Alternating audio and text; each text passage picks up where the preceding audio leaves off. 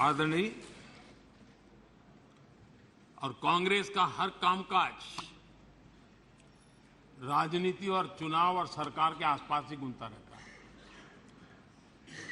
जहां ज्यादा सीटें मिलती हो, राजनीति की अपनी खिचड़ी पकती है, तो वहां तो मजबूरन सही कुछ कर लेते हैं। लेकिन नॉर्थ ईस्ट में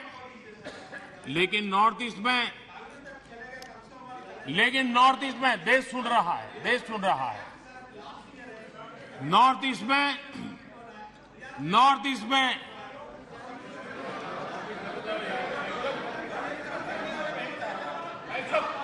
उनकी कोशिश रही कि जहां पर एक्का दुक्का सीटें होती थी, वो इलाके उनके लिए स्वीकार्य नहीं थे, वो इलाके उनको मंजूर नहीं थे, उनकी तरफ उनका ध्यान नहीं था, उनको देश के नागरिक के रीते उनकी कोई संवेदना नहीं थी।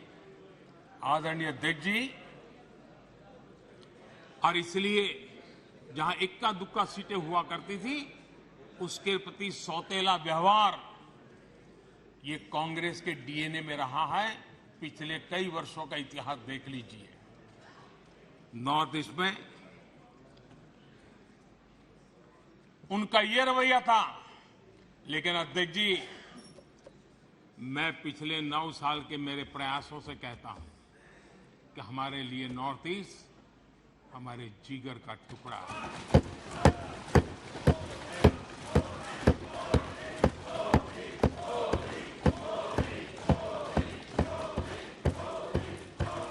आज मणिपुर की समस्याओं को ऐसे प्रस्तुत किए जा रहा है जैसे बीते कुछ समय में ही वहां ये परिस्थिति पैदा हुई है।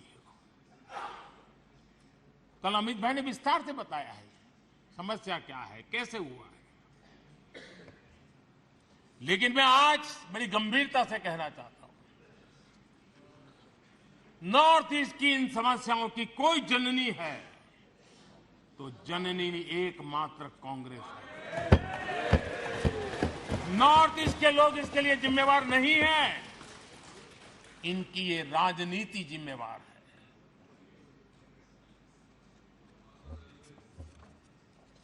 आदरणीय अध्यक्ष जी, भारतीय संस्कारों से ओतप्रोत मणिपुर, भाव भक्ति की समृद्ध विरासत वाला मणिपुर, स्वतंत्रता संग्राम और आजाद हिंद फौज, अनगिनत बलिदान देने वाला मणिपुर,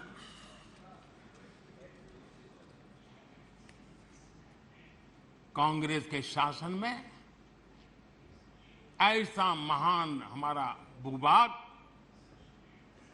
अलगाव की आग में बलि चढ़ गया था। आखिर क्यों? आदरणीय अध्यक्ष जी,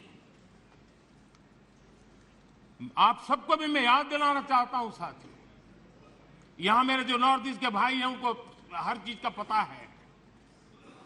जब मणिपुर में वो एक समय था, हर व्यवस्था उग्रवादी संगठनों की मर्जी से चलती थी, वो कहे वो होता था।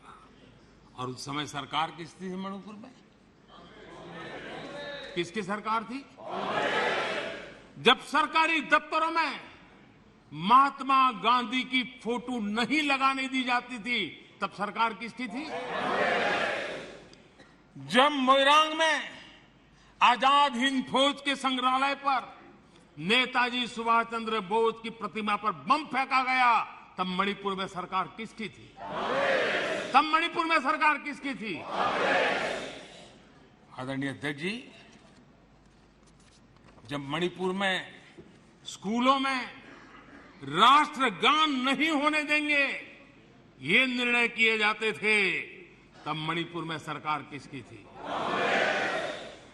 जब एक अभियान चला था, अभियान चला करके लाइब्रेरी में रखी गई किताबों को जलाने का, ये देश का अमूल्य ज्ञान की विरासत को जलाते समय सरकार किसकी थी? जब मणिपुर में मंदिर की घंटी शाम को 4 बजे बंद हो जाती थी, ताले लग जाते थे, पूजा अर्चन करना बड़ा मुश्किल हो जाता था, सेना का पहरा लगाना पड़ता था, तब मणिपुर में सरकार किसकी थी? आदरणीय अध्यक्ष जी, जब इम्फाल के इस्कॉन मंदिर पर बम फेंककर श्रद्धालुओं की जान ले ली गई थी, तब मणिपुर में सरकार किसकी थी? जब अफसर, हाल देखिए, आईएएस आईपीएस अफसर, उनको अगर वहां पर काम करना है तो उनके तनख्वाह का एक हिस्सा उनको इन उग्रवादी लोगों को देना पड़ता था, तब जाकर के वो रह पाते थे। तब सरकार किसकी थी? आदरणीय अध्यक्ष जी, इनकी पीड़ा सिलेक्टिव है, इनकी संवेदनाएं सिलेक्टिव है, इनका सब बातचीत राजनीति से शुरू होती है और राजनीति से आगे बढ़ती है। वे राजनीति के दायरे से बाहर से न मानवता के लिए सोच सकते हैं, न देश के लिए सोच सकते हैं, न ही देश की इन कठिनाइयों के लिए सोच सकते हैं। उनको सिर्फ राजनीति के सिवा कुछ सूझता नहीं है। आदरणीय अध्यक्ष जी, मणिपुर में जो सरकार है और पिछले 6 साल से इन समस्याओं का समाधान ढूंढने के लिए लगातार कोशिश, समर्पित भाव से कोशिश कर रही है। बंद और ब्लॉकेड का जमाना कोई भूल नहीं सकता है। मणिपुर में आए दिन बंद और ब्लॉकेड होता था, वो आज बीते दिन की बात हो चुकी है। शांति स्थापना के लिए हर एक को साथ लेकर चलने के लिए एक विश्वास जगाने का प्रयास निरंतर हो रहा है, आगे भी होगा।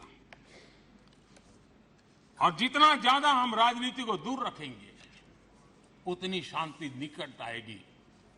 ये मैं देशवासियों को विश्वास दिलाना चाहता हूं। आदरणीय अध्यक्ष जी, हमारे लिए नॉर्थ ईस्ट आज भले हमें दूर लगता हो,